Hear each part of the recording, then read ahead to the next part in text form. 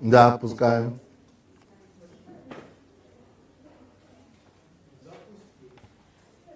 Okay. Hello, everybody. Hello. Yeah.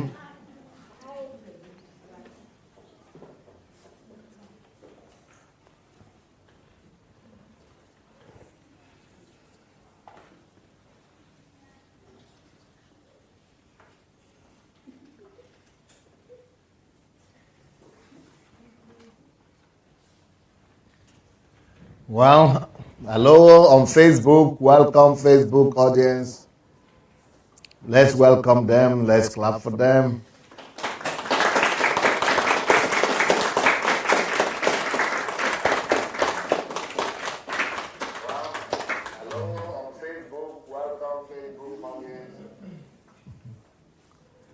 Yes, so we are continuing our series on the truth. Why do people reject the truth? Why is it that people reject the truth?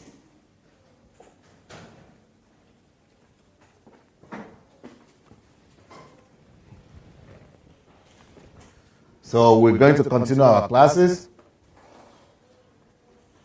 And the kids, today we are talking about why people reject the truth. And the reason why people reject the truth that we're going to be discussing today is because they do not understand the truth that you are presenting to them, or the evidence or the proofs that you are using to present the truth to them. So in either of the situation,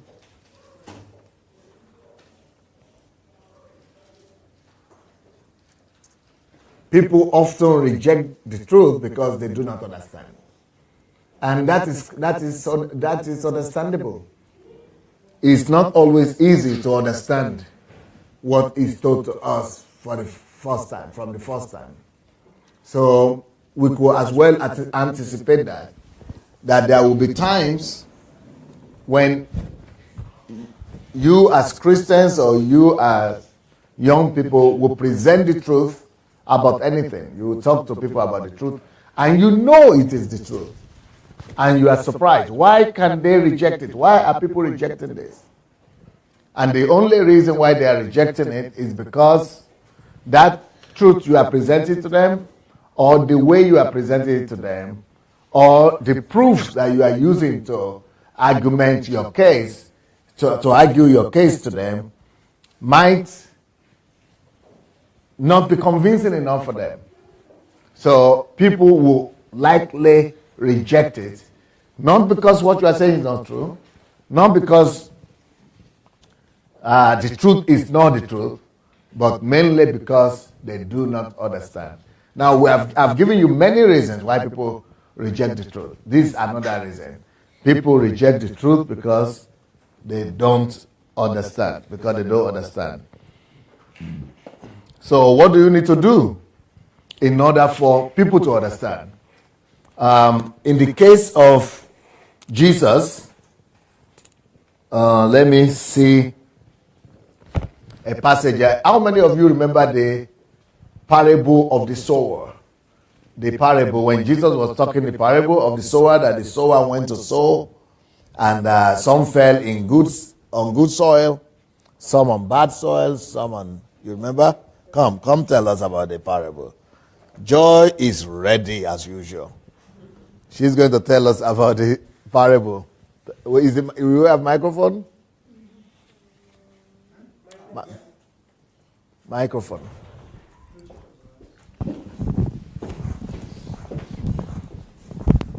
So the farmer was planting one day, and then there was this seed. So the seed is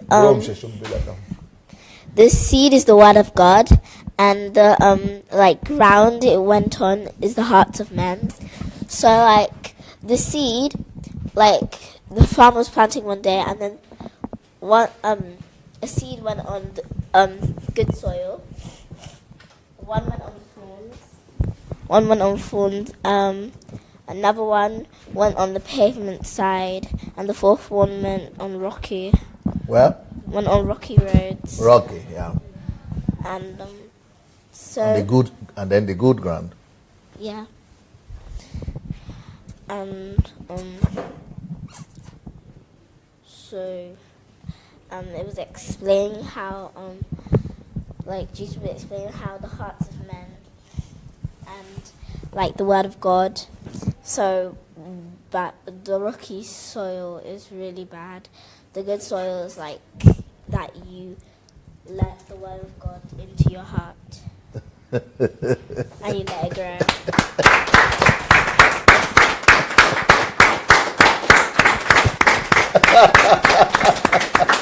What a miracle child. How did you know all these things? Because in my school.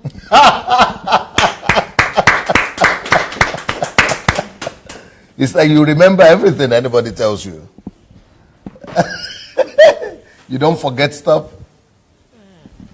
Not really. Not really.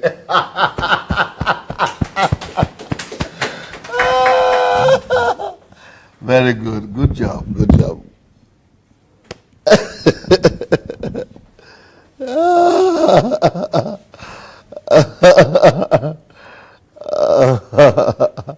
Okay, who wants to compliment that story that Joy just told us, please? I'd like to explain the story. Yeah, please. So basically what happened is the farmer was planting Can you speak louder a little bit? What happened was the farmer was planting seeds, and what happened is some of them fell on the rocky road, some of them fell on the good soil, and some of them fell on the thorns.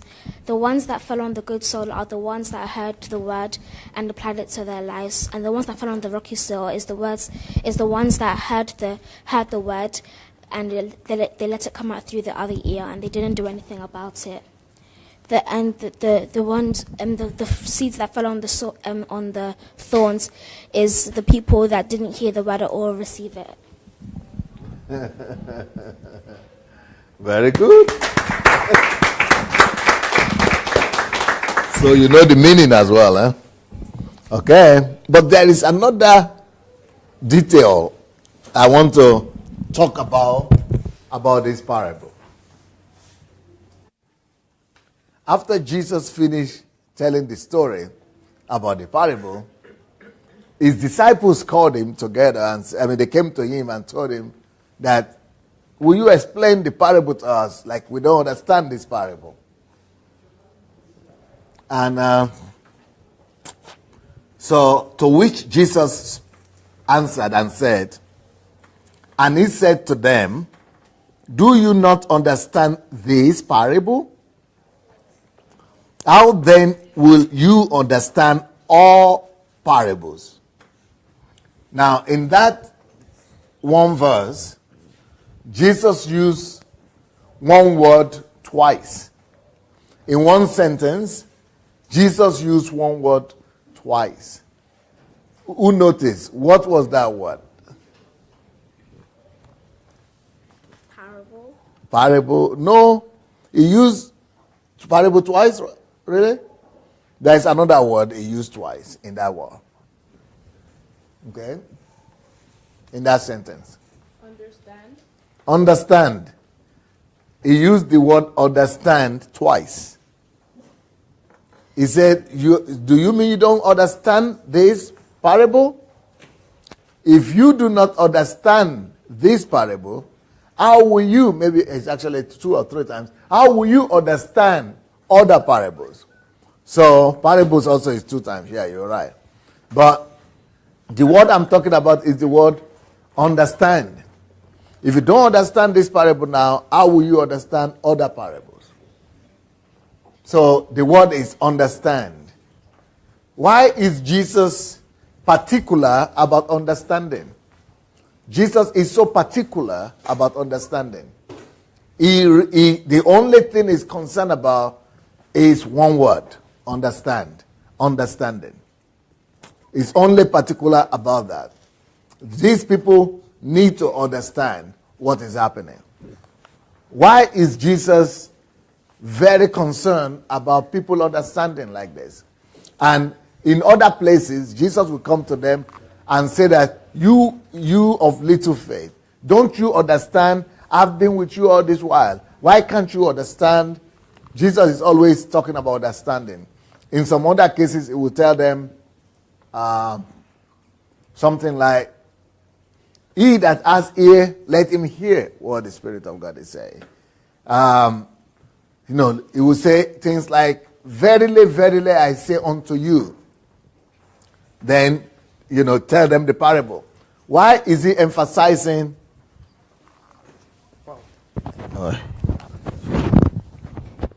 Jesus is always emphasizing ears, eyes, and understanding. Those are very important components, very important words, because they are very important because Jesus knows that there is nothing more important than understanding when it comes to teaching. Understanding is the most important element of teaching. So that's what I'm saying as well, that when you are trying to communicate to people any truth, understanding is the key to communicate truth to people. So whenever you are talking to anybody about truth, don't rush to go talk to people about truth until you work on yourself, on your communication style, and on your communication skills. You need to, first of all, listen to yourself many, many times to make sure that you make it easy. So, for example, whenever you want to communicate any truth or publicly to anybody, sit down in your solitude, repeat that truth to yourself the first time. Maybe you like it. But go back, think about it again and say, how can I make it even better or even easier for people to understand? Once you have come out with easier method, you've added one or two other truths, then repeat it to yourself again with those additional helps that you have added. Once you have done that, think about, is there any way I could still make this even better? Maybe you want to add stories now. Maybe you want to add quotations. Maybe you want to add illustrations. Maybe you want to add statistics. Maybe you want to add figures. Maybe you want to add references. Maybe you want to add inferences.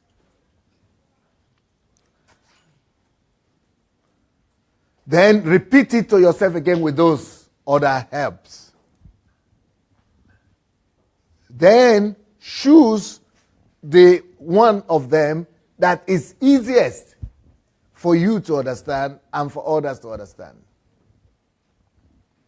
Before you now know that your sermon or your truth or your word that you want to communicate is ready.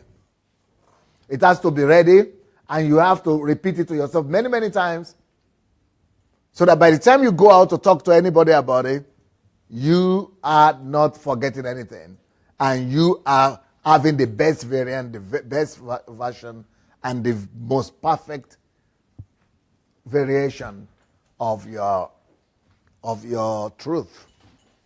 So when people don't understand the truth that you are communicating to them, it is not always their fault. That is the point I'm trying to make. It is not always the fault of the people that are listening to you. Because if they don't understand your truth, they will reject your truth. And the reason they will reject your truth is because they do not understand. And if they do not understand, they are not the only ones to blame for it. Sometimes you are to blame for it. Because when they do not understand, it's not their fault. When they don't understand like that, it means that you did not do your job well as well. You didn't do a good job. So, in order for you not to be guilty of them not understanding, in order for you not to be blamed for their lack of understanding, what do? You make sure that you work on yourself and you rehearse the truth that you want to communicate to people the best possible way, to yourself, in your closest, by yourself, and when you are most satisfied, then you go out and talk to people. Maybe you would even like to repeat it until you could repeat it to them and talk to them offhand without reading it, and just from memory. But the idea is not to just be able to talk from memory, but the idea is to be able to talk in a way that anybody will understand. Have you ever noticed some people that when they talk, they speak so many big grammar and so many big vocabulary that at the end of the day, you just look at them and say, wow, he's so smart. By the time it's finished, you look at them and shake your head and say, I will never be able to be like this. Well, that is a bad communicator right there. Because he has been the only one that has gotten the credit, but you didn't understand anything. But if he's a good communicator, even the simplest person there will understand. Or the smallest child there will understand.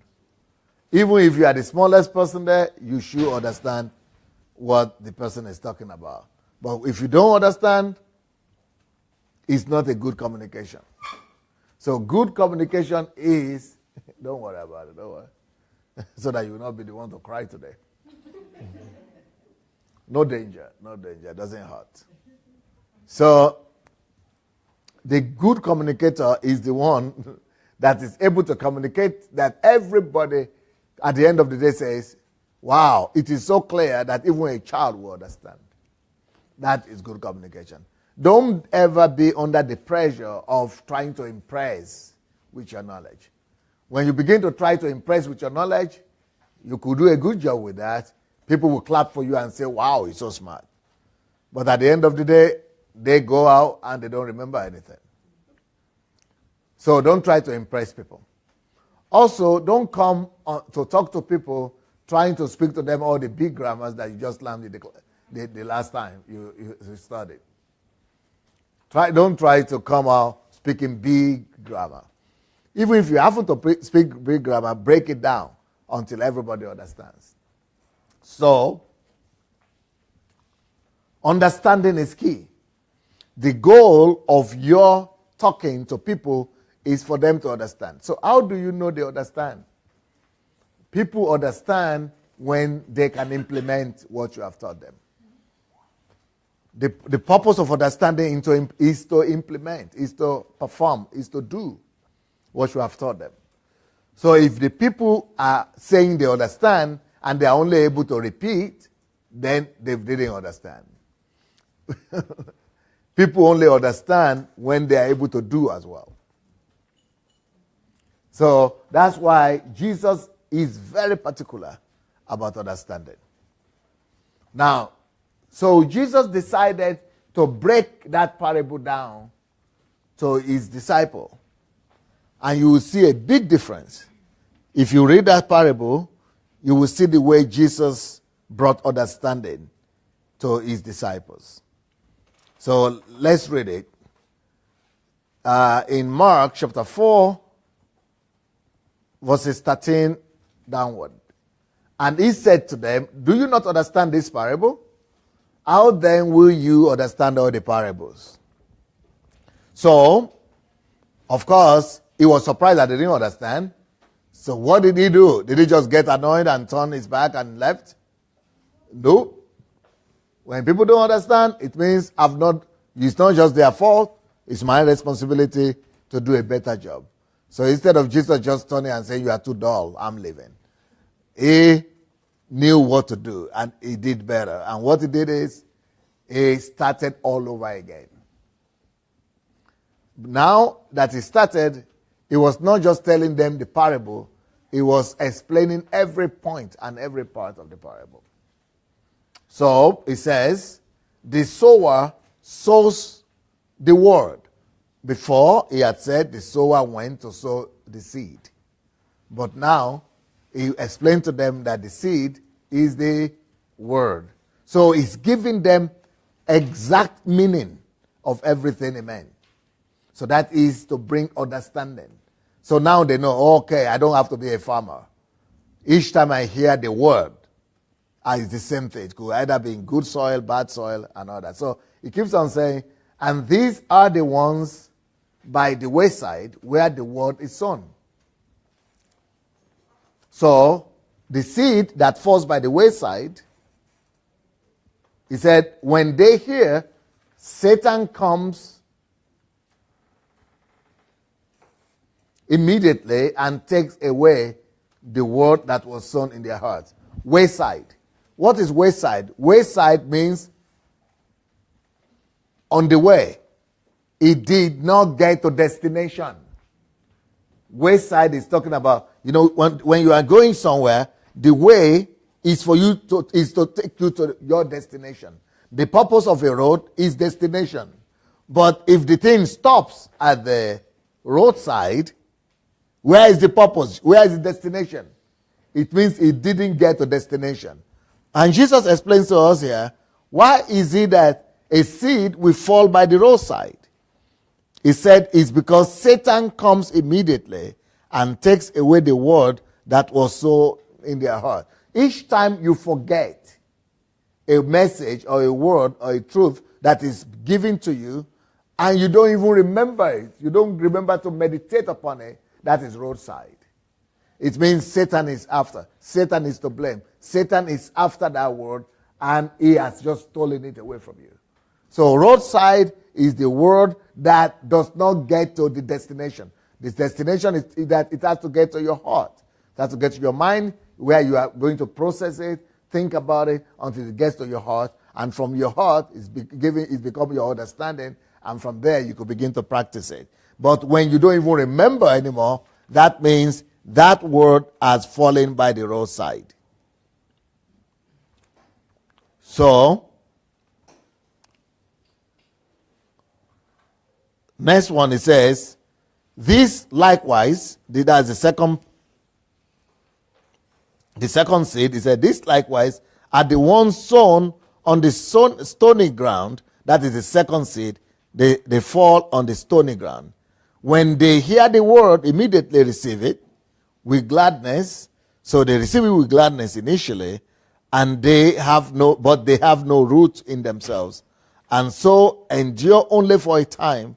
Afterward, when tribulation and persecution arises for the word's sake, immediately they stumble. So it means the word this time did not fall by the roadside.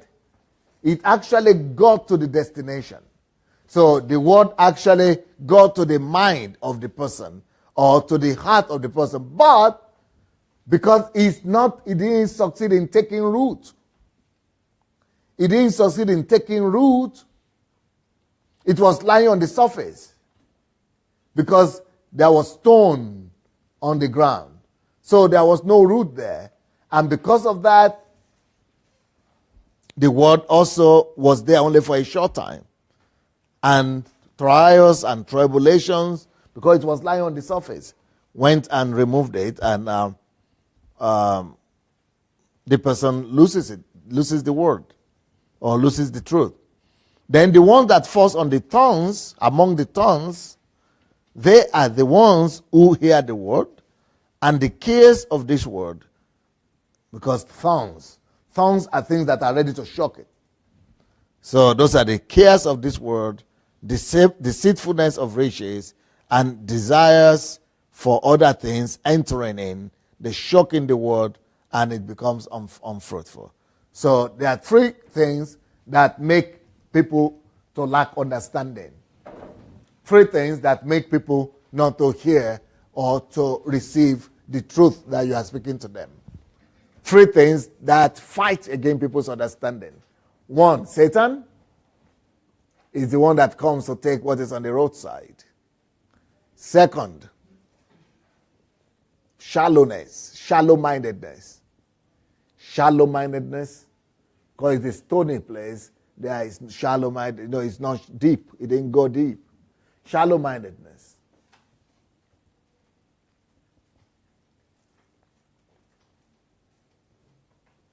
Number three, trials, persecutions,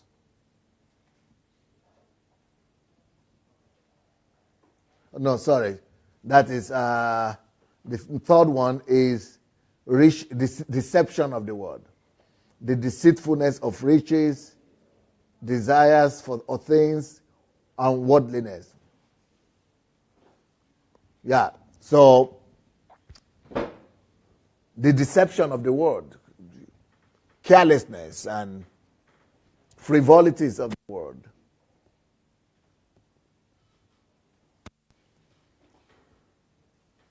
And of course, you have persecutions and trials. So we could say four main things that stand on the way of people getting understanding. That's Satan, number one. Number two, shallow-mindedness. Number three, persecutions and trials. Number four, deceitfulness of riches, the world, desires for things, frivolities of life, vanities of life. So those four things hinder people from understanding. Now, how does that work? How does Satan work? The roadside. The roadside, it didn't get to destination. So let's say we are talking right now, kids. Hello? How does Satan, what is Satan's strategy? Satan doesn't come physically, but it makes the word not to get to the destination, to stop at the roadside. That means when you are hearing the word, Satan tries to distract you one way or the other. Maybe you are sitting right here, but you are already thinking, oh, I'm going home tomorrow. Thank God, I'm going home tomorrow. So you are thinking about home, my friends. Okay, where are they now? Are they back from Africa? Are they back from holidays? Okay, yeah, that one is back, that one is not back. That's what Satan does. Satan makes you to be distracted so that the word is stolen. The word is coming to you, but it's being stolen immediately from you. It's not getting to the destination. That's how Satan works. So how do you overcome that? To bring understanding. For you to have understanding, there is no way you are going to have understanding if the word is stolen, if you have forgotten what you just heard. So, and when you are communicating the truth to people also, make sure you work on this. Don't allow distractions to steal the truth from people. There is one thing that I teach, one concept that I teach. I don't know, I will not be teaching you about it, but I will just mention it.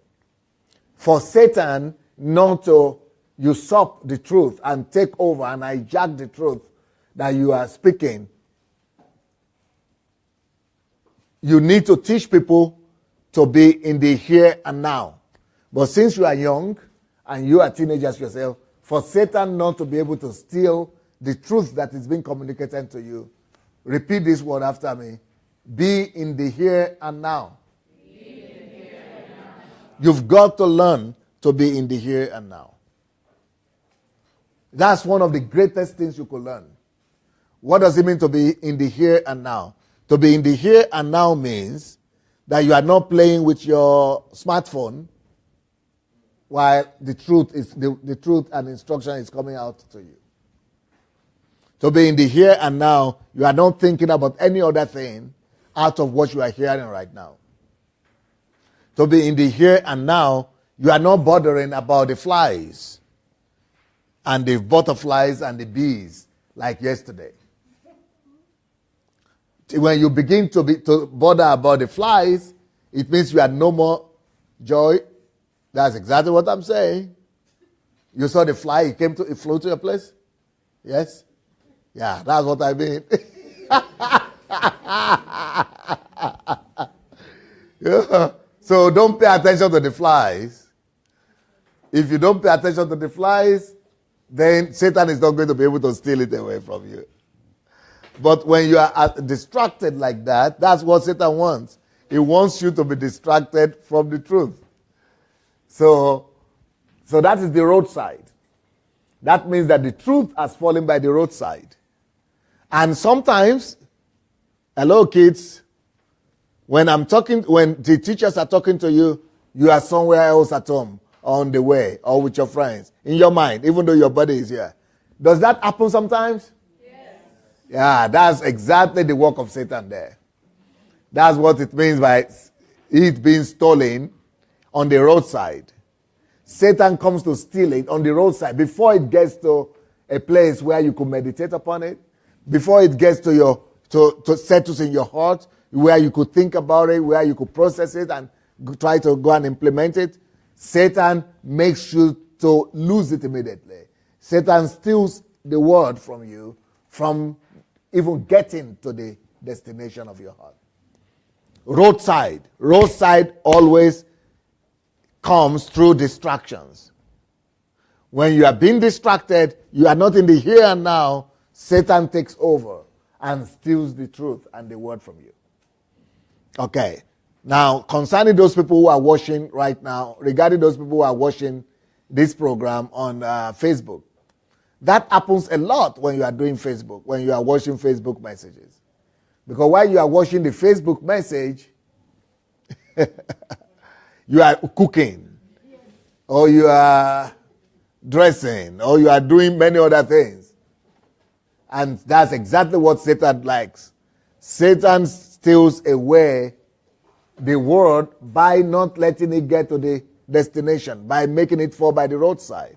That is called by the roadside, because you live in that illusion. And the illusion makes you to feel as if you are hearing, but really you are not, it's not settling. You are hearing somehow, but it's by the roadside. You are hearing enough just to deceive yourself and others that you are here and make a few comments.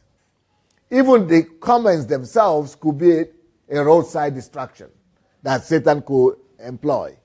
It could make you to be writing comments all the time, whereby you are not having, the goal is for you not to be able to process the word, so that the truth doesn't get to the destination where it is well processed, and then you could do it.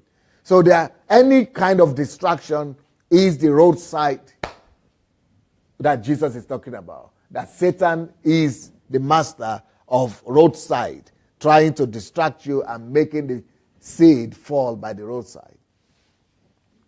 Then the second reason why people don't understand the truth is because of shallow-mindedness. Because it says the seed fell on the stony ground where it did not have roots. Because if there is stony ground there, it means there is no roots. There is no way for it to go down. So the seed is not going down. That means when you hear the word, and the word is, you don't have the time for it to sink. You don't have the opportunity. You didn't give it enough chance for it to sink into you. That is stony ground right there. That is shallow-mindedness. So you could hear the word, but you don't let it sink. It's shallow. It's laying on the surface. It's shallow attitude to the word, shallow understanding of the word, shallow mindedness, surface attitude or surface reception of the truth will not make you to understand it. And if you don't understand it, you'll never be able to implement it. So how do you overcome the shallowness of truth, of the word that you are hearing? Whenever you hear any word, even if you are in the here and now and you hear very well, that word gets into the destination. But if you don't go back to the word and reverse it to yourself and rehearse it, if you don't go to rehearse the word, if you don't go to make the word sink, it will still be lost. So how do you do that? Let me illustrate that to you somehow. It talks about the seed falling on a stony ground. How do you make a stony ground? How do you make a seed to sink in a stony ground? Almost impossible. So anytime we receive the word like that, it doesn't matter how attentive you receive it. It is still on stony ground. Because stone means there have been some foundations, some other knowledge that were in you before that new knowledge came. So those other knowledge that were in you, they are keeping the seed floating. They are keeping the seed floating on the surface. So because it's a stony ground, it's shallow, it's on the surface. So how do you make any information that you get to sink down into you? How do you make this seed that is lying on the surface to take root? How do you do that?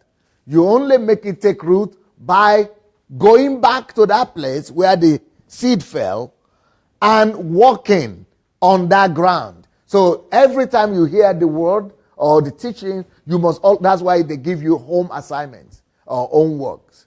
The concept is for you to go and spend more time on what you've just heard and on yourself so that could really become understanding to you. The way you do it when it's ground it's a stony ground. You must take a cutlass or a tool or a hoe. Then you go and first of all remove the stones from the stony ground. Because beneath every stony ground is a soil. Underneath every stony ground is a soil. So it takes a lot of effort. It takes a lot of work, but you have to take your time, patience, go back and remove the stone. And then when you get to the soil, you now let the seed enter to the soil so it doesn't remain on the surface. Now, that is for farmers. But for us, how does that apply to you? Each time you hear anything in the class or in the school or anywhere, what you need to do is that you need to go back to that class, to the audio message or to the video message and begin to listen again. So when you are listening again, you stop it and you meditate upon what you are hearing. And you ask yourself questions. How does this apply? How can I use this? Oh, I got it now. Then you are removing the stones that were already in you before the truth came. They are the stony ground, the ground that you had before that word came. You are cultivating it by listening over and over and asking yourself questions. You are cultivating you are giving room in your heart and in your soul to it. You are making your heart softer. You are making your mind softer to accept it and to know how to apply it. You are cultivating yourself. You are making the word become flesh in you. You are making it go from the surface, head knowledge, into your heart to become part of you. That is what we call the word becoming flesh. So that word becomes a part of you. The word becomes flesh in you. And then it brings results. That is what you do to make the word become understanding, where you can now apply it. Yep.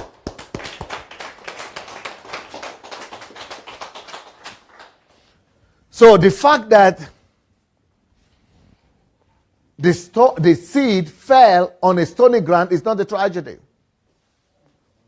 It's going to be a tragedy if the hearer does not take his time and patience to go and walk the ground. If you hear the word, doesn't matter how much word you hear. If you don't always take time, if you don't have the culture of going back to that word and listen again, it's just a waste of time. Just like you now, you've all come here. If you come here the way you are here right now, you hear all these messages, you wrote the exams, you are very happy about it. But if you don't ever go back to listen to the recordings, and I'm sure they're going to give you all the recordings, if you don't go to listen to them again and again, at least one time, to go and meditate over it and repeat it to yourself, it's as good as you've never been here. That thing will lie in you for a week or two. You see, the seed, he said, it will lie on the surface for some time, but for a short time. Then it disappears again. Because it did not get a root. It did not get to the depth of the soil. Then you have to do extra work. So hearing is not enough. For you to get understanding of the truth, you need to do extra work. That's why I'm telling you now. You see what I'm doing with you?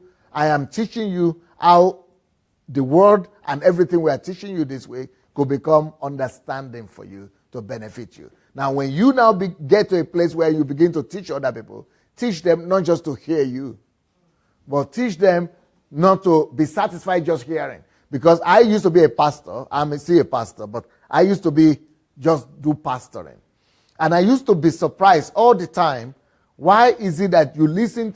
People come to listen to you, thousands of people. Nobody is doing it. But everybody is just waiting for the next Sunday to come and listen to the next revelation. What is this? Then I discovered that it is not enough to speak. Because as people are listening to you speak, there is a category of them that is just roadside category. Another category of them is just stony ground category. Then another category of them is persecution. They will face persecution. That's another category. They are okay, but when they face persecution, they lose it. Another part of them, they are living in the world, the cares of the world and the frivolities of the world. They will go back to the world because they don't live in the church. They only come here once a week. And from Monday to Friday, they are in the world. So the frivolities and the cares and the concerns of the world, they are much more powerful than the one Sunday that I had with them. Because that is every day. They watch TV, they listen to their friends, their relatives. All those things are fighting against the truth that I'm speaking to them on Sunday. But if I teach them to go back, to till the ground, and to keep the word inside their heart, that is why we started doing exams in our church. So because exams have forced them to go back to read because they need to give exams. Because that is the only way for you to make the word or the truth become part of yourself and to bring fruit.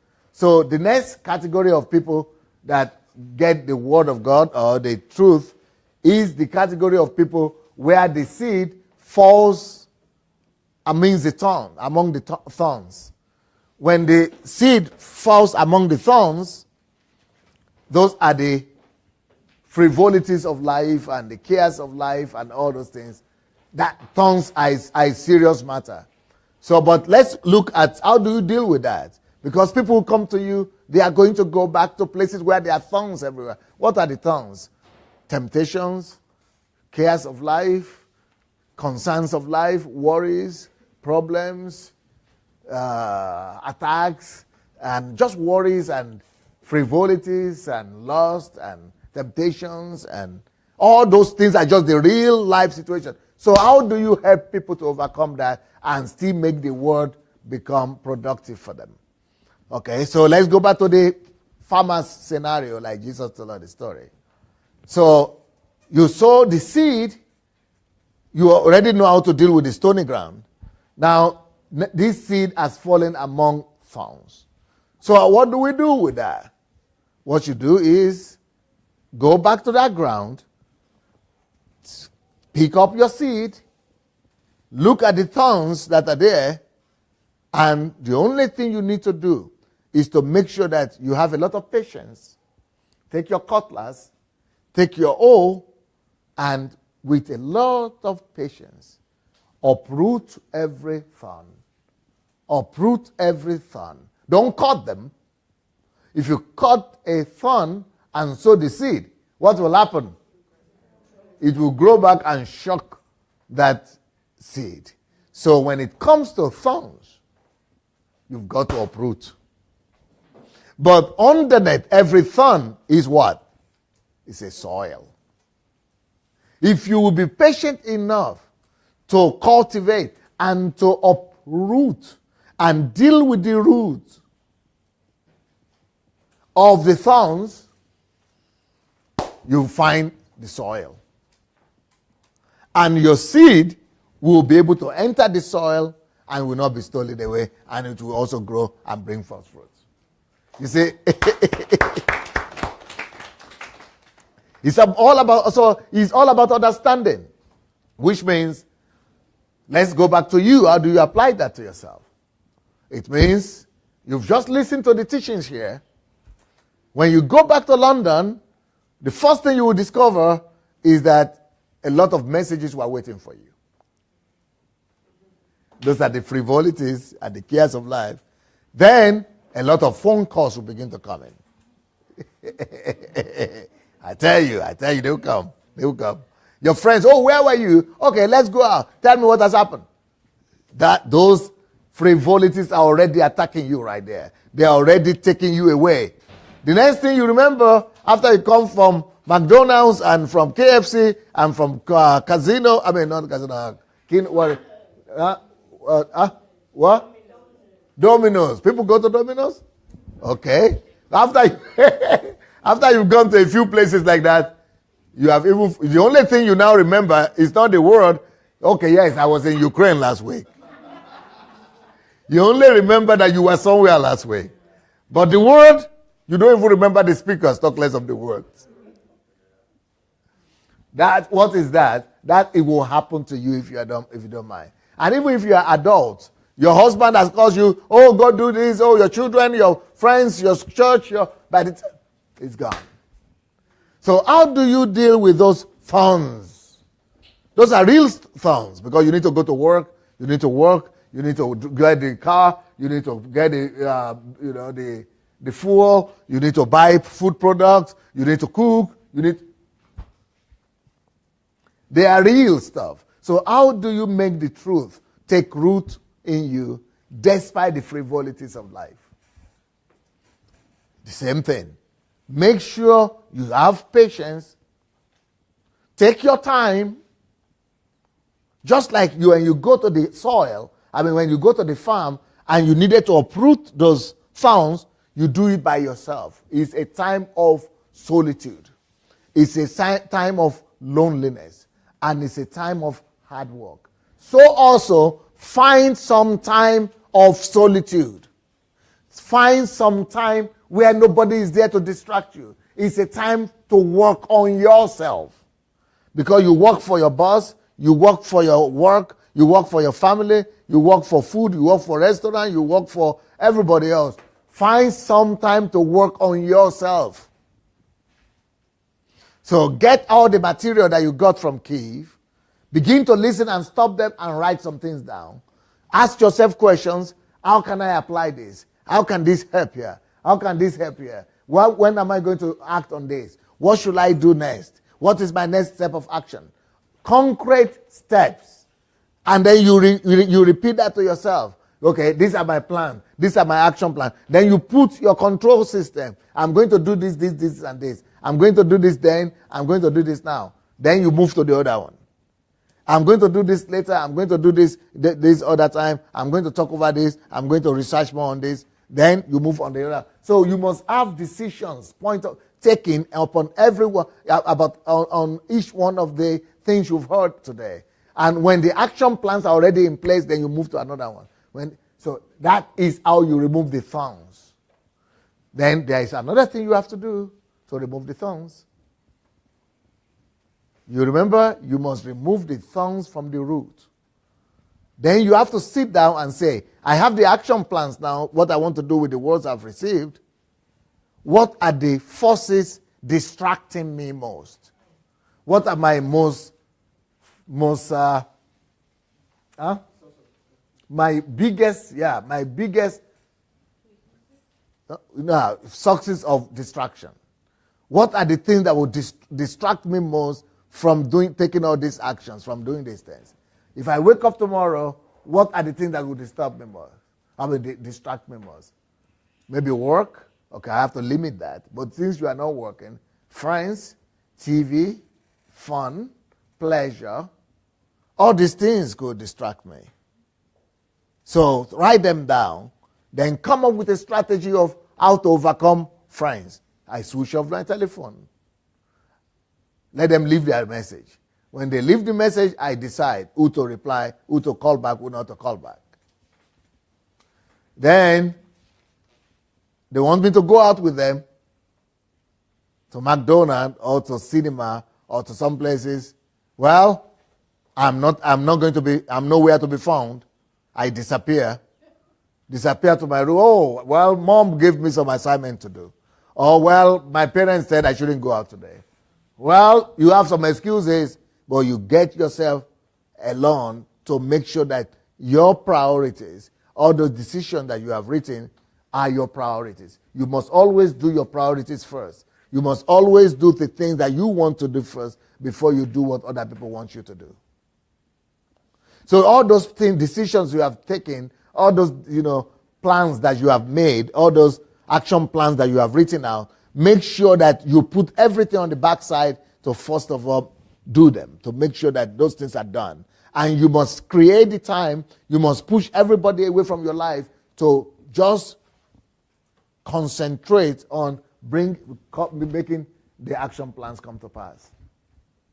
That is how you live in understanding of the truth. That is how you make the truth work for you. That's how you make the truth work for you.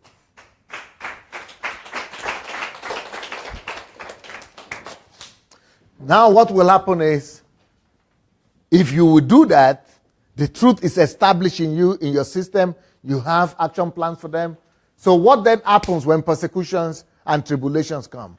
Tribulations and persecutions will be coming from outside, but the truth is already established inside.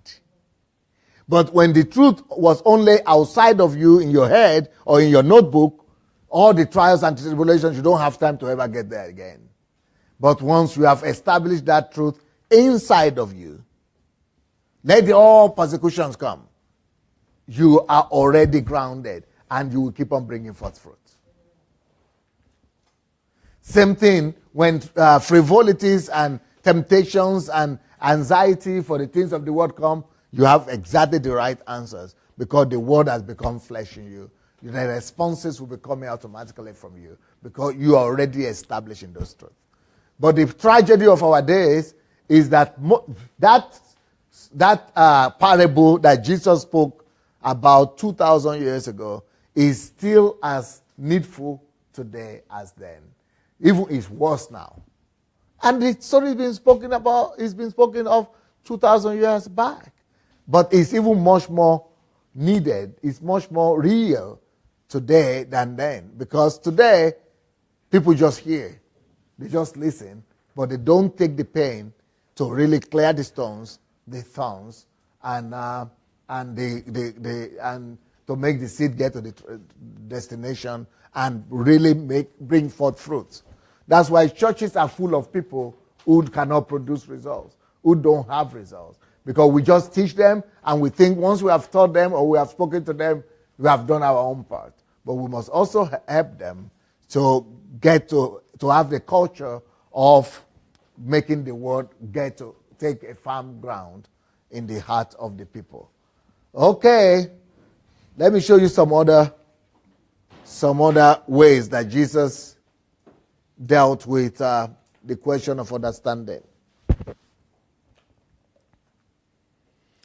But before I go, because you are kids, I don't just want to give you too much information. You need to respond so that you don't fall asleep on me. So I want to ask you, what did you understand from what I just told you, how to help yourself understand the truth? Because people reject the truth when they don't understand. But I've just told you how to understand the truth for yourself and how to help others understand the truth. Please come here. The microphone. Where is the microphone? And you are watching us on Facebook. You can also write us your comments. We will be happy to read your comments here. Yes, Sydney. What you have been saying. Speak louder. What I understand from what you have been saying is that when the devil comes, that when you hear the word, the devil comes to distract you midway, when you're dry, like when you're on your way to the truth and when you're on your way to doing something about it, the devil comes to delay you and to delay you along the way. But how you can fix that is by going back and getting rid of all the rocks and planting it back into the soil and spending some time by yourself and educating yourself, like you were talking about self-education, and so that you can educate yourself more about it and spend some more time alone to learn to like understand it more. Do you really plan to do that when you get back? Yes. You plan to do that? Yes. What? Not just from Kiev. What about from class? From school? Yes. You will try to do that now? Yes. Very good. Now your sister is is ready for you now.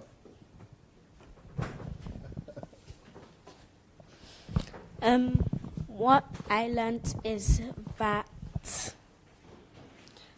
for you to be able to understand the truth, you need to take away every single distraction that's in your life, like watching TV, playing with your phone, going out with your friends.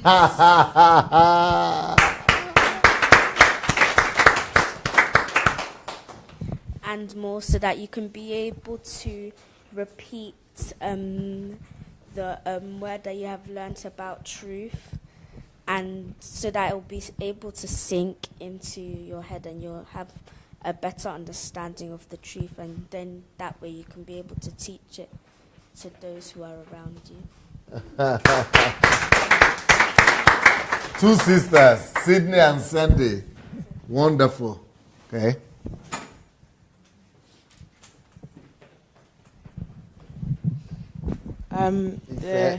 The thing I got from what you just taught is that we have the first responsibility to make sure that the truth is firmly planted in our hearts before we can give it out to anyone.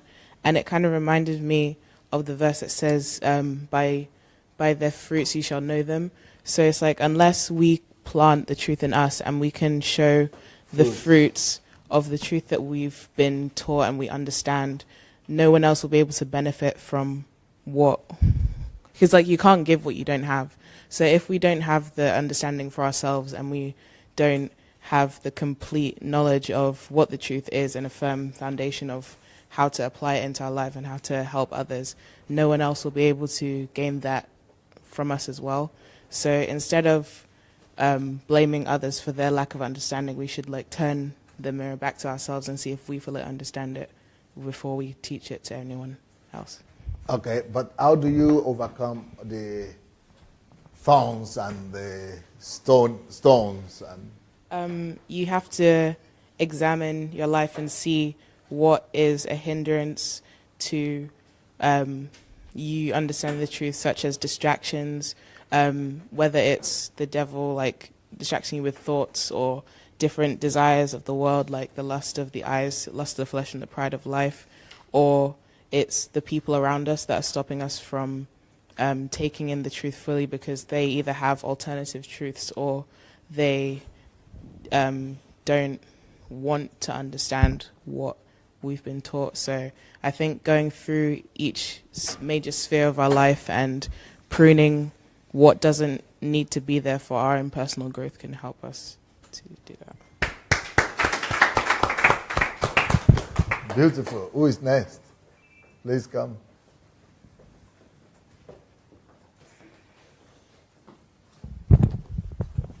I learned a lot of things about how when you're about how the word that we receive, we have to understand it, and about how we should, and how about when we're communicating, it should be important that other people understand what we're saying. And I think that's very important because I want to propagate truth through writing, and that explains why it's important to have research and citations and quotations and statistics, all of that when you're trying to prove something, because it's very crucial to have understanding, and that's why Jesus acts the way he does in the Bible. And I learned that the way that we usually live our lives, receiving truths but just reacting passively to them or not really reacting to them, is not how Jesus told us to live, but how Satan would like us to live. Because as you were outlining all the interpretations of the seeds falling in the different places, I saw each and every instance in my life. I can just have like vivid remembrances of when I was sitting in a church or something, and I'm listening to something, and I think, wow, this is, I think like, oh, that's a very relevant topic. I hope I'll be able to learn a lot from this. And then by the end of the sermon, I'll realize that I started thinking about something else and I missed the whole thing. Or I remember that That is by the wayside, right? Yes, that is by the wayside. Or I'll remember... Satan has succeeded. Exactly. And, yeah, and anything can happen even when you think you are... for example, when I was reading the book, when you had to finish the book very quickly, what happened to me often was that I would read and then I'd read something that reminded me of something else. So then I'd just like stop reading and I'd be thinking about that and I'd get completely off track and that would stop the word from getting to its destination, and that was another thing. Another thing was that you said we should meditate upon the word that we received, and I was shocked by that because it does say in the Bible a lot that you should meditate upon the word. In Psalms 1 it says that you should meditate upon the word. Like literally the word for meditate in Hebrew means to quietly repeat to yourself. So like literally you're in a room, you're seeing something, you're reading something, and you're saying it over and over again so that it's literally becoming a part of you. But still we don't do it. I can remember another instance where mom is preaching. I'm sitting and I'm paying attention and I'm saying, wow, this is a really good message. This is a really good message. I don't remember what the message was about though. So, and I was like, what a good message, what a good message, but I didn't come back to it at all. So now I've forgotten what it is about. So that fell on the stony surface. Stony ground right there. Yeah, because I didn't go back to remove the stones. I went back to school, I went back to my Netflix and but not to the very good message. But not to the very good message. I thought because you didn't go to process it. Yeah. And also there's the things about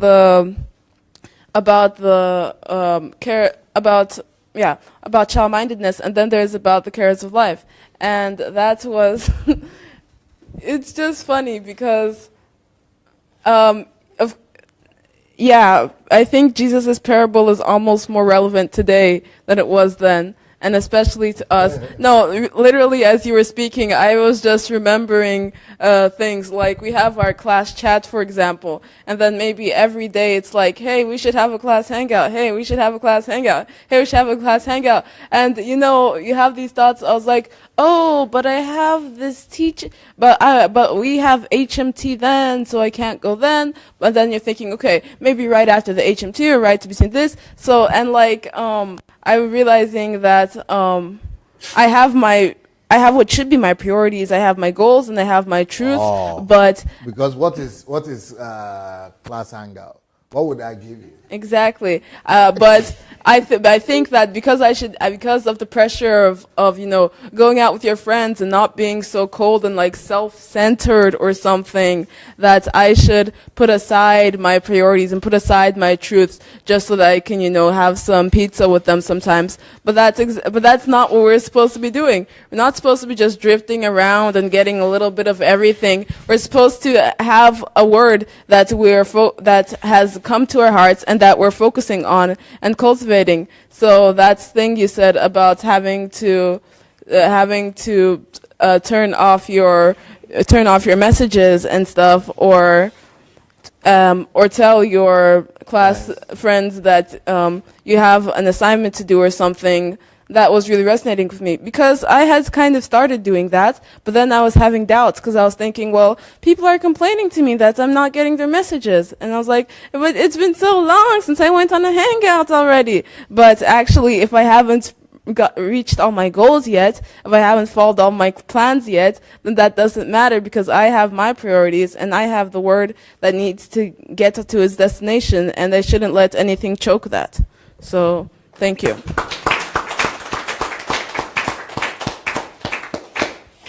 Thank you. Yep. I have a question. Yes, please. Yes, can you do? What if you find that the distraction, like you said, the distraction isn't like so much people coming, like external people coming to say, let's do this, let's do that, let's go. What if it's like in your own mind, because you know how people say like you're in your head too much and like you're overthinking stuff like that. What do you do when the distraction is you? It's not external. Huh? Yeah. Thank you. That's a very good question. I think I addressed the question of daydreaming in the beginning. Anybody remember that? You remember when I said to be in the here and now? You remember I spoke about that? You want to mention it? Okay. I will answer your question, but let's start with it. You said for us to not be thinking about things that will happen or things that have already happened, that you should be focusing on what's happening now, on the focus that is now. Wow. That is Sandy, yeah? Wow, Sandy. Sadie. Beautiful Sadie. Wonderful stuff. That is when I spoke about the first fruit. The first ground. By the wayside, that Satan is more interested in that you should be all in yourself, all in your own world.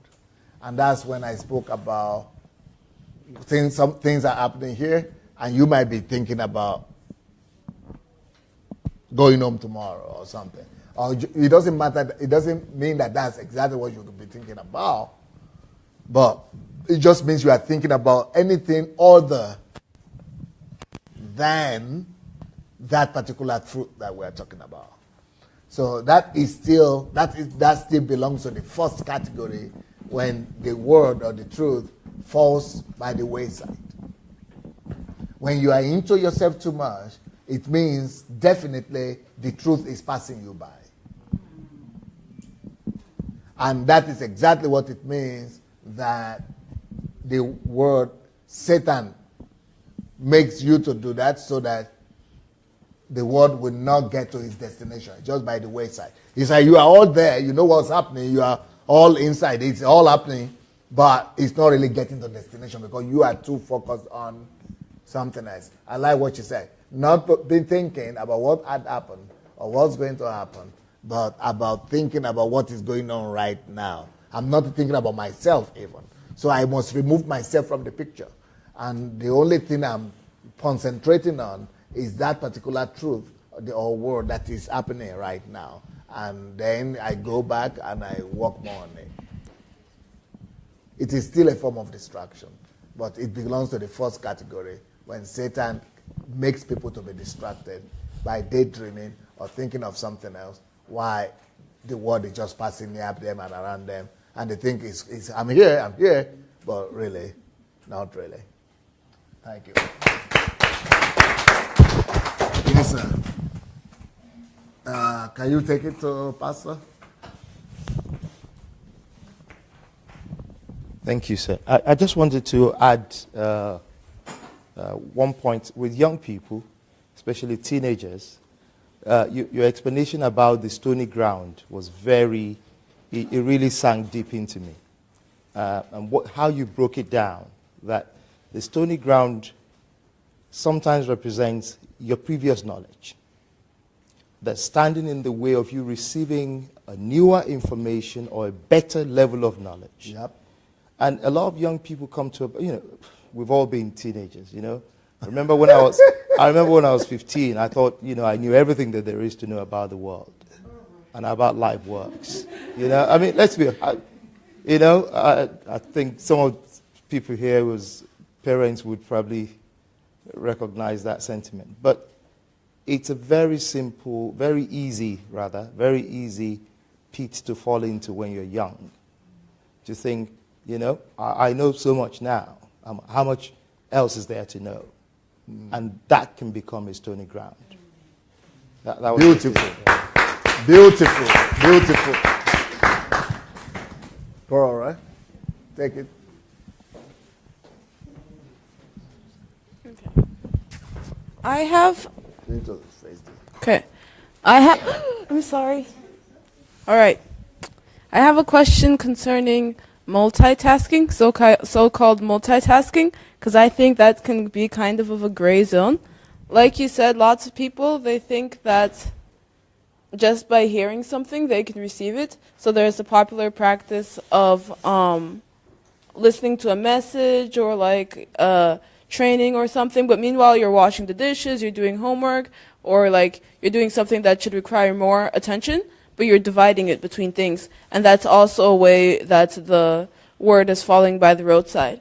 But do you think that there are still some situations that where it would be better to divide your attention, or like where you think that, or maybe where you think that whatever the word that is being said, even if you're paying attention to it, your time would better be spent doing something else?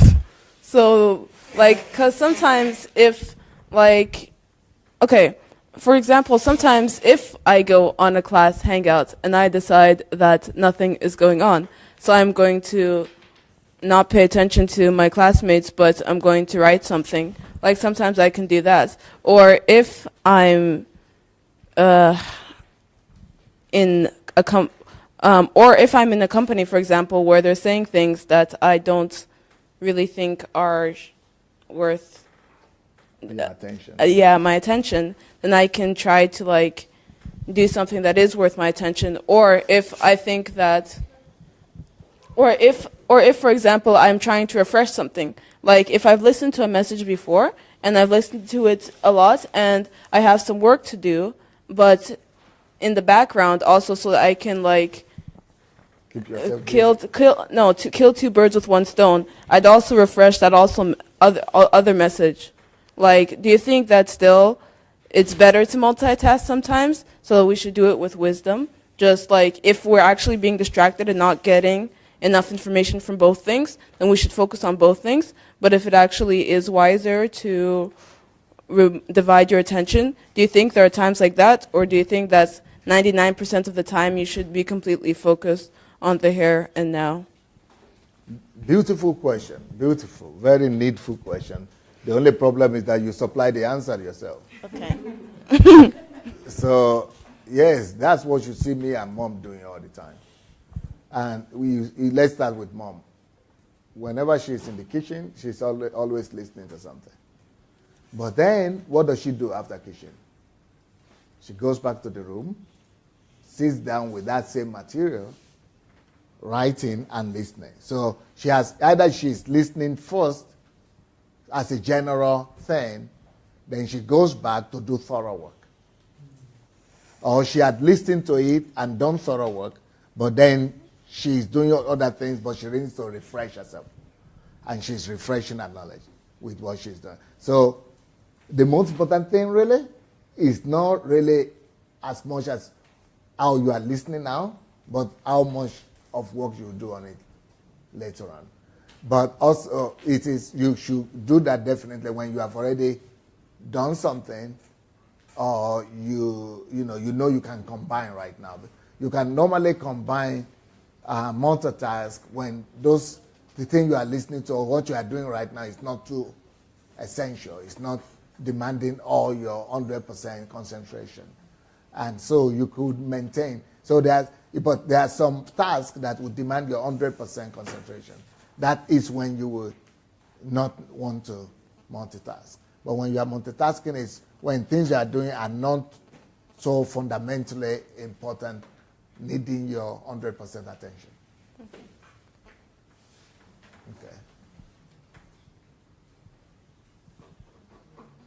Okay, anybody wants to say anything about that?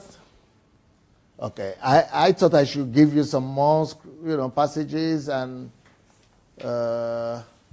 scriptures and things like that, but it's not necessary. I think you put God a message. That one passage from Jesus' parable is enough to communicate understanding. Now, the only thing I would like to do before we go is to ask the adult about what they got, what you all got as adults from this particular class. Any one of the adults want to say anything? Or you want me to all make you stand?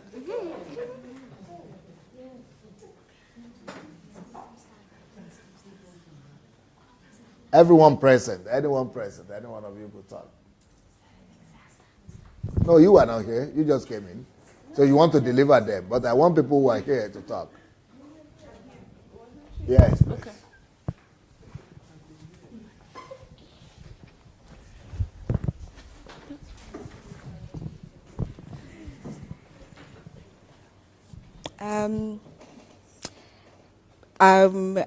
As a parent, I'm very pleased with the message the teaching that was taught tonight, because I believe it has clarified so many things, especially the one truth that I think as all parents we are always trying to get across to our children at home.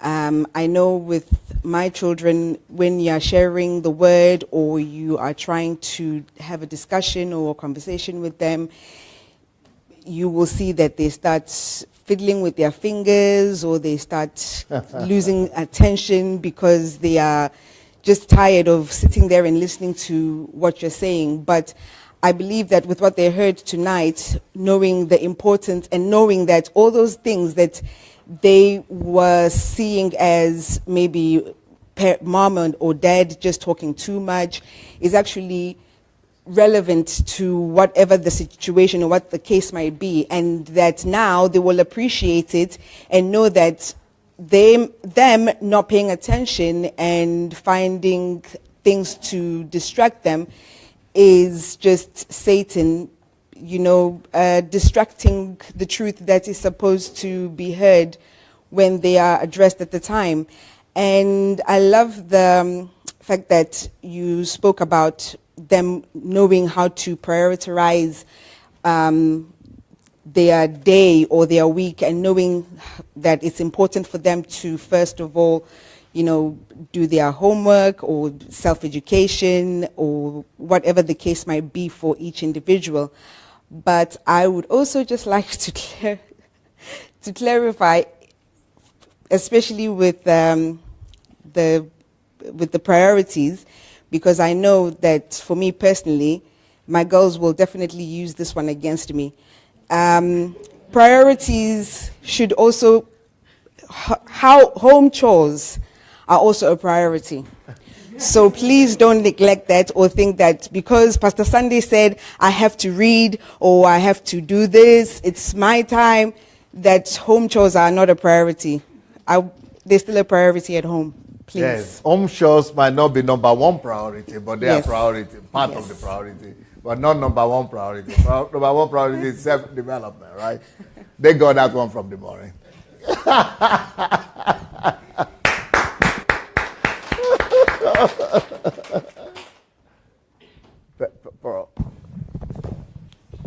But I wanted the adults to speak. Maybe another adult wants to speak. Yeah, I just have a kind of... I just have a question, because I think that lots of us are going to be returning to school. Lots of us are going to be returning to school or going to university this fall. And there's the question of meditating on the word we have received. And that doesn't only apply to spiritual word, I don't think. Anything we learn in school, if we actually want it to stay with us. I realized that we have to go and meditate on it. And that's a revelation, because this summer I was trying to study math so that I can be ready for it and be above my level. And I saw that lots of the things that I had learned during the school year, I had already begun to forget them. So I had to refresh that, and then I had to learn the math above. So then I was thinking, same principle. Yeah. When you were studying, after, for example, math class, after you did the homework, because they do homework, and that's a time for you to meditate on it. But after you do the test, there's new information. Then there's another test. There's new information. They cram all that information in you. Then you put it out on the exam, and then after that, you just want to forget about it. And I think that after vacation or whatever, you end up forgetting about it anyway, even though you did homework. If you work on something intensely at one period, if you don't do it for a long period, you'll forget it anyway. So, what advice do you have for things like that? That is natural, but the most important thing is that you make it sink at that particular stage, because that is talking about stages of education and studies. So that particular stage while you are studying there, make sure that you did what you needed to do. Make sure that you make it sink. Then move on to the next stage. But the most important thing is that it's sunk already. Because at the necessary time, at the needed time, those are the things that form your core of who you are. Because they have gone to your subconscious level. So when life demands it, you will see that they begin to prop up. Or at least you know what it's talking about. Or we have to go back and get it. Okay, thank you. I've been here from the beginning. I don't know why you didn't see me. Yeah. Are you here from the beginning? I saw you coming in. But that was a minute before you started. Oh, yeah? Yeah. Okay. What I got is uprooting the thorns. Hello, everyone. Nikki Ojimadi here. Uprooting the thorns, because we usually cure the symptoms, yeah? But uprooting the thorns and the statement that you made that below the thorn is soil.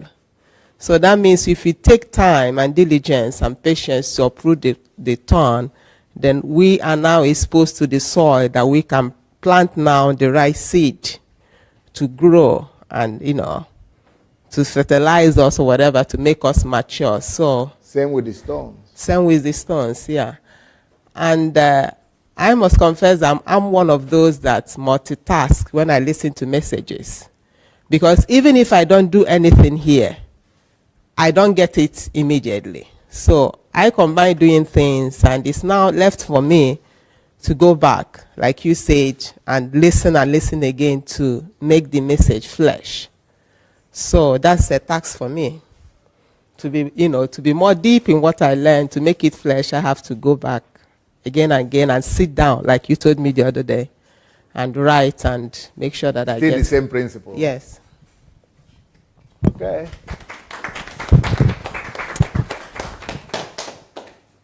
I've learned that being present doesn't mean that you're present to what you need to do or what you're, being the here and now. Being present doesn't mean to be in the here and now. Yes, it doesn't mean that you're present. But to top it off, because it's in this series of truth, I've just come to realize that it means also that I'm not being true.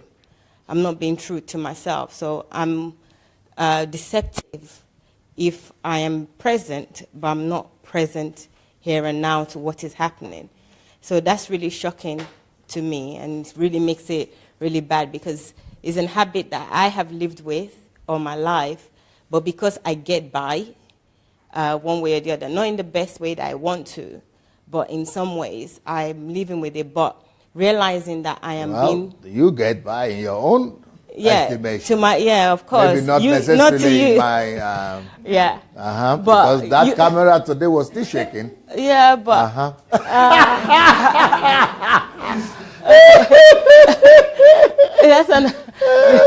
the story there is that I want to get to the 2% of the world population that are exceptionally good. And if I want to do that, I have to be true to myself. So I know what Dr. Sunday is saying, even if you guys don't know, because I'm in the 98% of the biomasses, and I want to try and get to the 2%.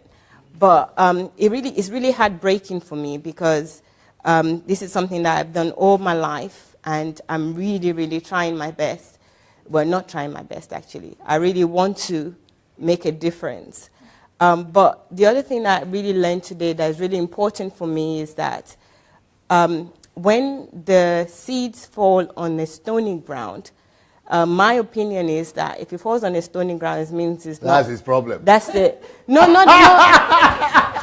that I thought you were going to say that's his own problem. Let him fall anywhere he wants. No. It's not its own problem. Okay. No, it's my problem.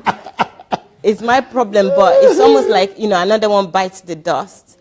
But the attitude that I'm taking away from this session today is that even when it falls on the stony ground, it is my duty to still dig on that stony ground.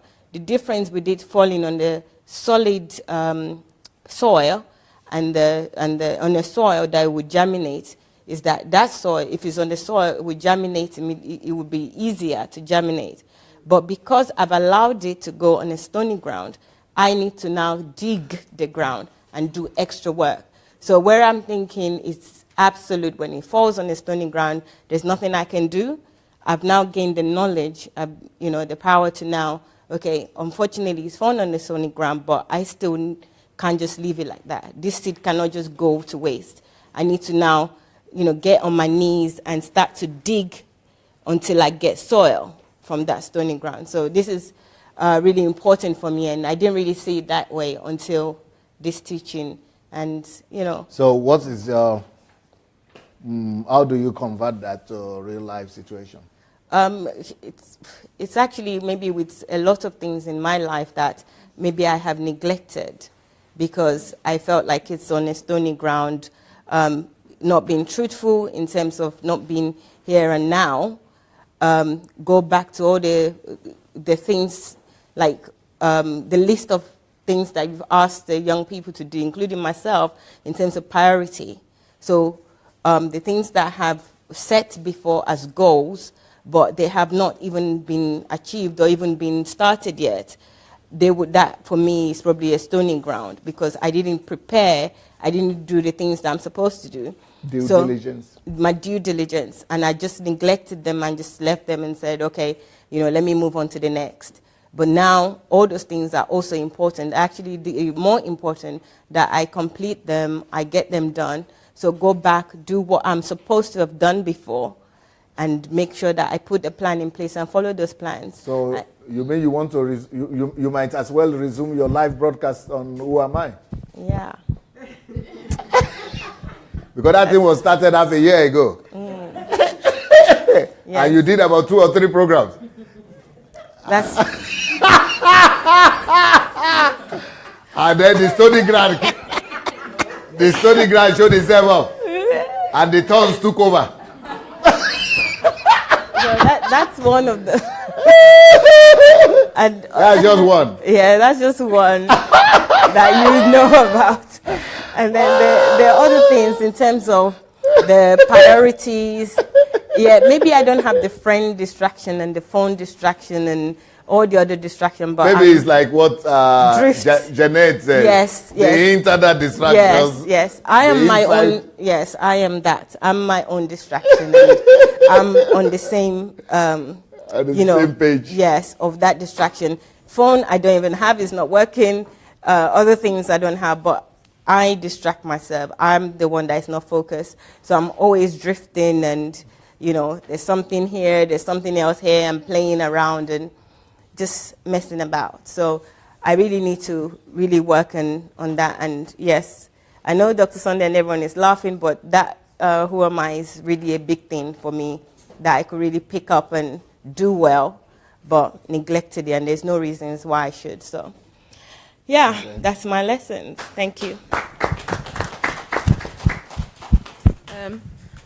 Also, from this lesson, I think that this is the best application of the parable of the sower that I've ever heard, because it makes a lot more sense why Jesus told that parable. Because what I was taught all of these times was that, okay, so Jesus told the parable about how there's the truth, and you tell it, and there's different types of hearts. So most people don't accept it because lots of different things happen, but some people will accept it and listen, and you should be that type of person. And that's it. And that's just like, but, What about if I fall in the second or the third? Yeah, but they don't tell you that. It's just like as if Jesus is saying that, when Jesus is saying that lots of people won't accept me, right? I don't think he would just say that, because I don't think he wants that, right? It's not a predestination thing, right? Yeah. He wants everybody to come and accept the truth. That's Jesus' mission. So what would be the point of Jesus just saying, okay, so I have the truth, but some of you aren't going to accept it?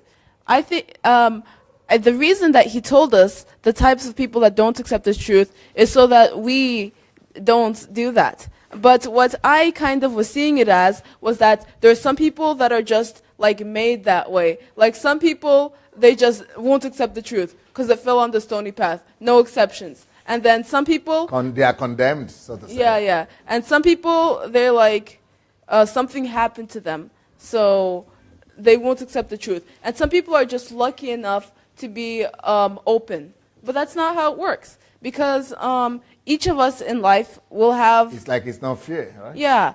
Each of us in life, no, even if a person is open, like, I don't think that I think as the more we grow, the more knowledge we accumulate, the more space in our soil is being taken up. So I think we'll all have to deal with getting the stones out of our hearts sometimes. But even with a soil, like most soils, they aren't going to be inherently good. When something good is growing, somebody has had to plow that soil and take all the stones out of it already.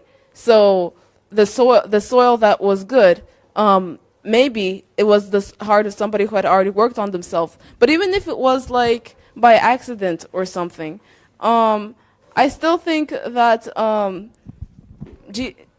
I still think that Jesus is saying that we should watch out.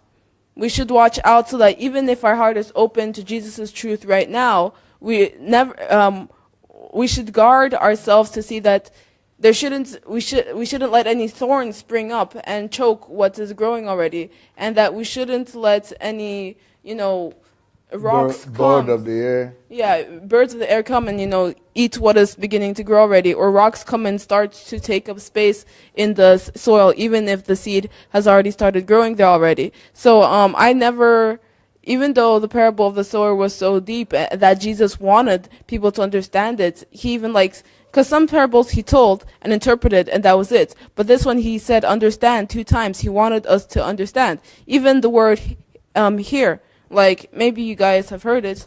I learned this at school, but in Hebrew, the word here, Shema, is not just to let sound waves pass through your ears. It means to hear and respond.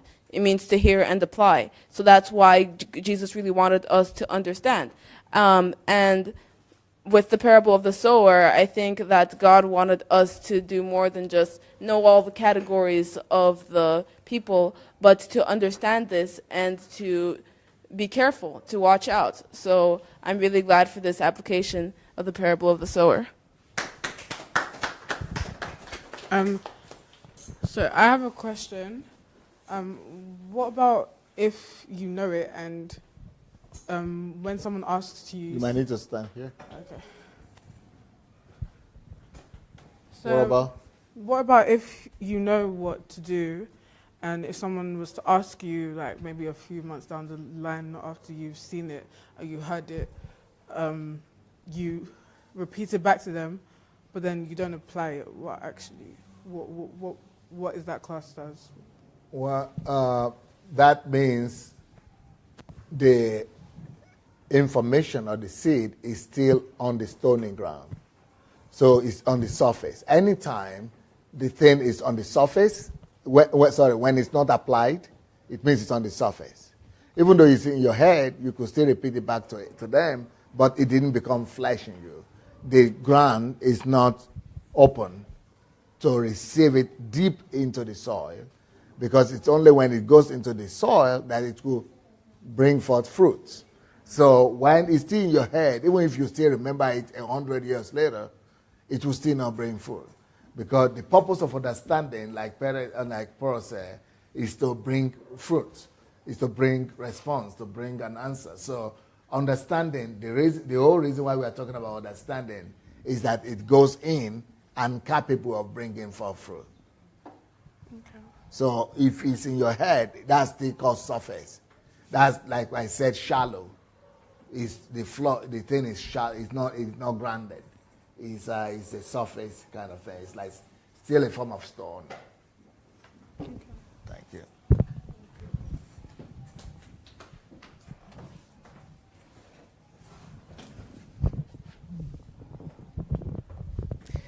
So I want to say that I'm 25 years right now, and I so wish I would have heard that 10 years ago. I wish I was 25 myself. Yeah. I just wish I would have heard that 10 years ago. I can't even remember when I was 25. Yeah. That's how fast time flies. And that's what I realized. I realized that you're also privileged to hear that at this age of yours, because I'm thinking back to the time where I was 15, and I had this privilege of actually reading one of Dr. Sunday's books, which is called Time is Life. What age?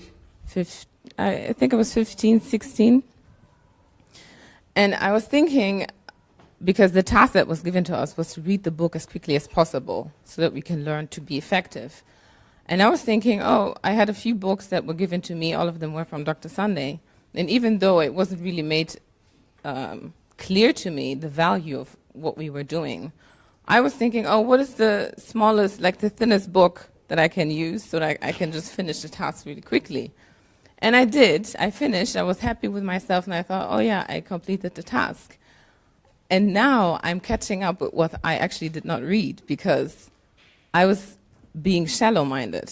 I was just adding the head knowledge just so I was able to respond to the questions that were going to be asked afterwards, but I didn't make sure to really meditate on that message, meditate on the information that I got. And all I'm thinking now is that all I'm doing is I'm catching up. You've got to do it again. Have to do it again. Something I had before, 10 years ago. So that's all I'm thinking about. I'm just thinking about all the time that I've wasted, because I was thinking that I lived the life, and I was going out with my friends, I was traveling around, I was having dinners here and there, I was buying clothes, I could also afford it. I mean, I worked for it. It's not like someone came and gave me the money or something and I didn't do anything for it, but I worked for it, but still I wasted what I worked for. And that is just very heartbreaking. It's just heartbreaking. And I really hope that all of you are going to take that into consideration, and that you're going to go home and meditate on this and not just take it as one camp meeting that you had throughout your teenage years, because you are going to go back to it. You're going to remember this one day. So.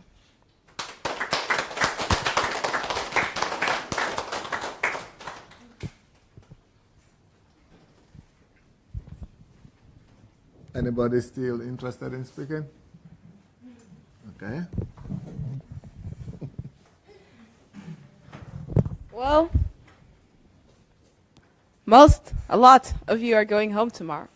So I just want to say that after this HMT and after this message especially, we should probably seriously take initiative to put what we've learned into practice. And I'm just saying this because I've been on a youth HMT before, and I got lots of green dots, and I remember some of the things I did, but I forgot most of the things I did. So I think that we should just think of we should even start thinking, before we even start thinking about what we learned, because we started learning a lot, and I think we should just put aside some time to just sit down in a quiet place, and go through all of that. But before we even do that, let's just start thinking about how we can apply what we've learned here more. Like after I did my presentation, for example, some people were coming to me and saying, I wish you'd teach this to people. You should go and teach this in your school. You should go and do this and stuff. And well, maybe I will do that. But for example, the book, I think the book Life is an Opportunity is the first book we read, and How to Create Your Own Net Worth is what we're reading now at the HMT. I'm just talking because we're finishing the HMT. I think we should go, especially if we've bought the book, I think we should go back to it and do all the practical tests and examinations again. And maybe you should do a book review of it. Maybe it will just be for yourself, like a book report that we do in school sometimes, but just that you can refresh everything you've gone through until you don't forget it because you had to read it so quickly. Maybe you should do a book report or something, or maybe you should challenge yourself to convince a friend to read it, or maybe if you do TV, yeah. But if you're more confident, then I think you should try to do a live broadcast or something. And since some of you are young, and because making videos might be a little bit stressful, I think if your parents were here and if they bought the book for you, then you guys could all do that together. Or you guys could just have a discussion about the book. Or you guys could just have the tradition of reading more books of Dr. Sunday Adelaja, or any Christian books, or any self-help books, and having discussions about them, or writing reports about them, or making videos about them. I think making videos is good because it will force you to put out it will force you to do a good job, and more people might be able to be reached by it. But I don't know what is more comfortable for you, because it's more important for the word to be rooted in you first before you send it out. But I'm just saying that everything that we've learned here, let's try to apply it. What Pastor Bose taught about, that we should see ourselves in the future and write out all of our goals. I think we should definitely do that. Like for me, for example, I don't want to think about university because it seems hard. But I am going to do it, and I'm going to write out exactly what I want to do, and I want to become more and more specific with my goals, how much I want to earn, when I want to achieve this, what influence I want to have, and I just encourage you to do these things. Whatever will help you to remember and to meditate upon these things.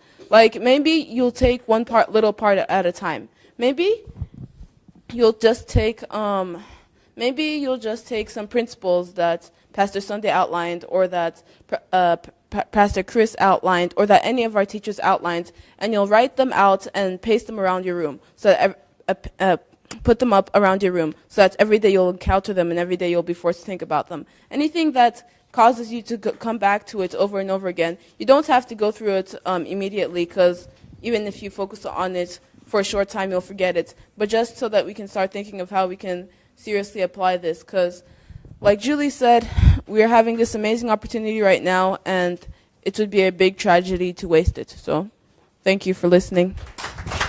Brilliant, brilliant. Well said. Well said. Okay, girls and boys, it's like I've heard you long enough. Tomorrow I'm going to have a long day with you, I guess. It's going to be a long day with you tomorrow. I don't know if what I did in the morning is going to be uploaded yet tonight. Are you going to upload the YouTube, the morning session? Who am I and why am I here? The morning session is already uploaded. Because Zoe and Pro, you are not there in the morning, so you will need to catch up with those. And the first one too, that we missed out. Okay. Before tomorrow, so that you are able to catch up and know what we're talking about. So, thank you, girls and boys. Go get your night's rest, and I will see you tomorrow morning.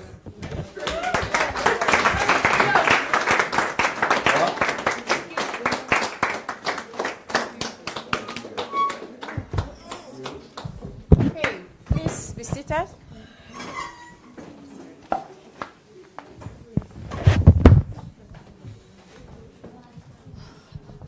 Okay, so guys, please pay attention. I have announcements.